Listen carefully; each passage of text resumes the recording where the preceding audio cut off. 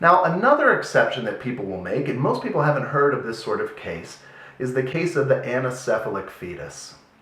The anencephalic fetus is a fetus that's developing without a brain.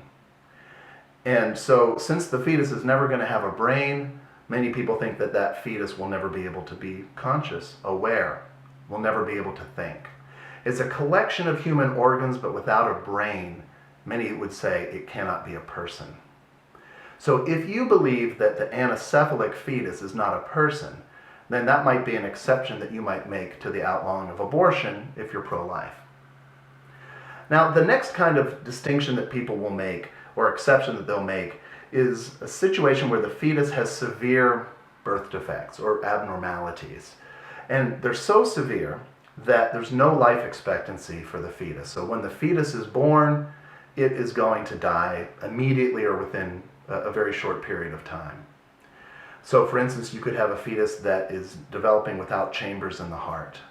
That fetus could live in the womb, but after birth it's going to die. And there are many people who would say, well, this should be an exception to the outlawing of abortion because there's no way to save that fetus's life.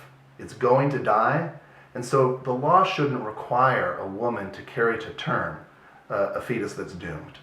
It should be a personal choice whether she wants to do that or not. So serious birth defects that leave no possibility of a life expectancy, that is another exception that people make. The next exception would be serious birth defects with a moderate life expectancy. So these are birth defects that are going to make it very difficult for the baby to survive or to thrive. And yet, the difference between the previous case is that we might have a child who can grow up to the point where she has rational autonomy, she has relationships, she has a self-concept, she's got plans for the future, she could pray, she could experience love, but she still might die young. So, unfortunately, a lot of kids with cystic fibrosis are still at this point not able to live very long. And yet they would live long enough to experience those things. This is why I would draw a line between the two cases that we just talked about.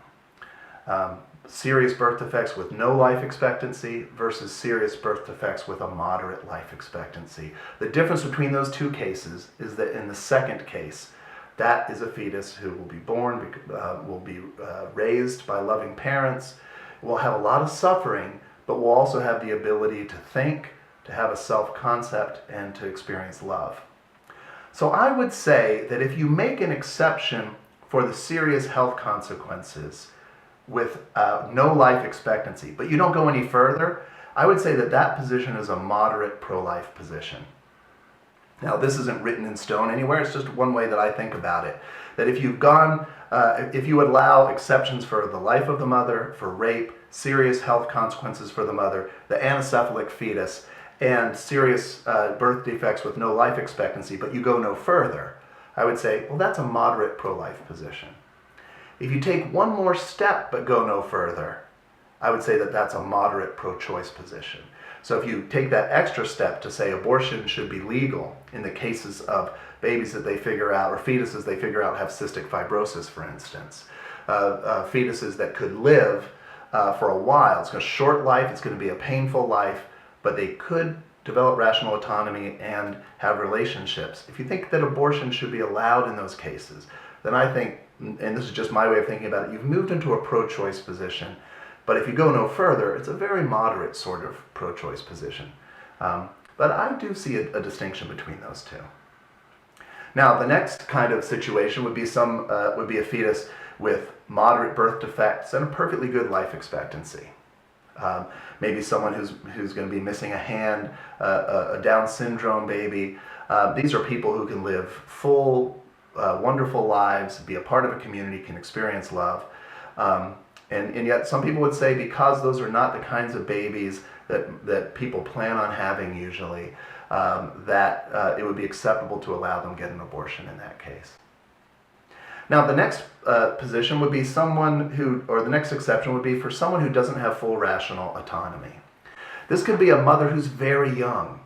Puberty starting earlier, and nobody knows why, if it's for genetic reasons or environmental reasons, but it's starting earlier, and so you could have a very young woman who's pregnant. And because she's so young, she doesn't have full rational autonomy. And the thought is we shouldn't force someone with that limited rational autonomy to give birth to a baby. This also could apply to someone who's severely developmentally challenged, mentally, with a very low IQ who might not understand what's going on. So that's an exception that people will make. Another kind of exception is serious economic challenges, or even social challenges, economic and social challenges. This would be someone in poverty, somebody who has a very horrible home life, maybe an orphan, somebody living on the street, right? Or somebody who's got a drug problem, or their parents have a drug problem.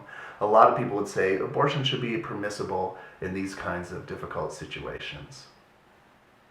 Another exception people will make is for the purpose of sex selection.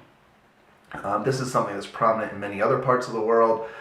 China has a one-child policy, and so some parents want a boy. If they get pregnant and there's a girl, they could get an abortion. And this is the sort of thing that happens in the United States as well. Another exception that people will make is for moderate forms of social disadvantage or poverty. And then finally, we have those who believe that abortion should be legal for any reason whatsoever. It's absolutely the choice of the mother. And that would be the most complete pro-choice position. It doesn't matter. You don't have to justify it. It's your decision. That's a complete pro-choice position. And so these are all the different distinctions one might make. And you can make these distinctions with regards to the morality of abortion, and then separately with regards to the legality of abortion.